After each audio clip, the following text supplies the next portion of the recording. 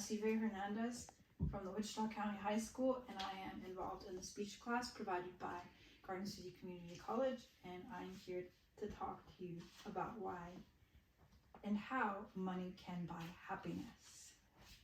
So imagine this.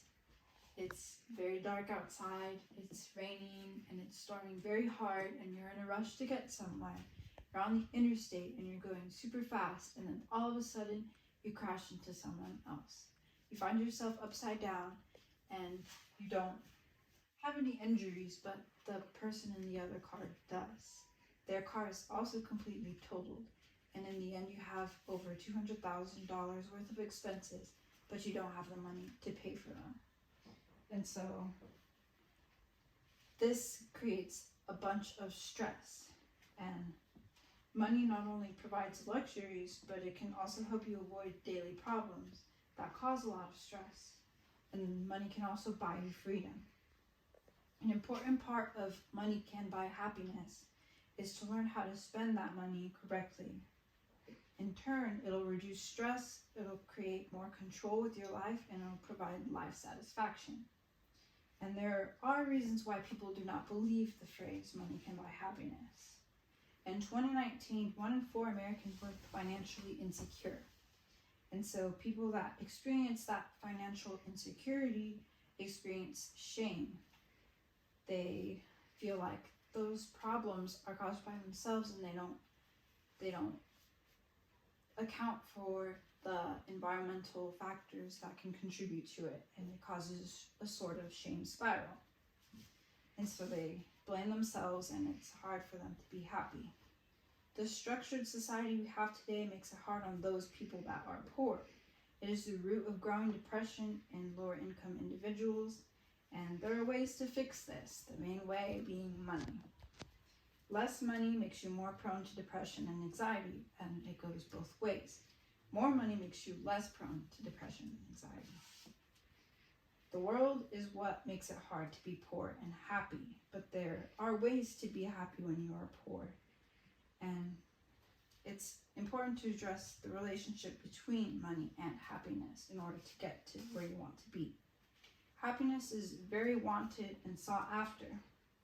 It is a cherished goal worldwide, and Aristotle even quoted that happiness is the meaning and purpose of life and the whole aim and end of human existence. Happiness is defined in many ways throughout the world, but it is a researched factor that one of the ways it is defined is by wealth. Wealth is a huge aspect of human life, and the more wealth you have, the more satisfaction you have, the more happy you are. And money cannot buy emotions, but it can buy good health and good experiences, which in turn make you happy.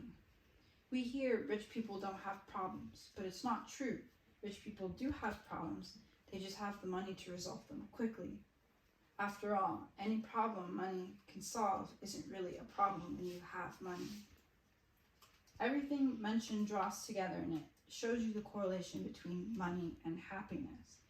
But there are ways to be happier with whatever money you have.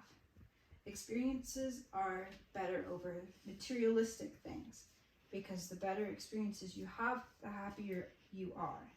Those experiences are defined as experiential purchases made with the intention of acquiring a life experience.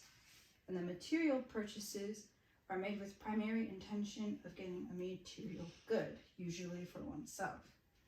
And these experiences keep us engaged with others. It builds stronger relationships, and it helps us get focused on the here and now. A wandering mind is an unhappy mind, which is why we need to be focused in the present. Another way to be happy with your money is to spend on others rather than yourself. It's easy to help others, and this will in turn make us happy. Humans are extremely social creatures, and the quality of relationships that we have determine our happiness. Considering this, all we do to improve connections with others tends to improve our happiness, which would be spending money. Dunn, Atkin, and Norton were all researchers that sampled nationwide Americans, They made them rate their happiness, and they reported amounts of money they spent a month on bills, gifts for themselves, and gifts for others, as well as donations to charity. This research showed that the people who devoted more to others were usually happier. And so this proves that pro-social spending has a huge impact on social relationships. And looking at all that research, you can see that these relationships are what make us happy. And so money can buy you happiness. The statement is true whether you are wealthy or poor. It just depends on how you spend it. Even though the world makes it harder for the poor to be happy, there are still ways to achieve it. Having money relieves stress, and it gives opportunities to be social and make others happy, in turn making you happy. Money may not be possible to actually buy happiness, but it is a huge factor in getting there, and sometimes it can be the main source. A large part of it is just being smart in the ways you use your money. The way you use your money will typically determine your happiness.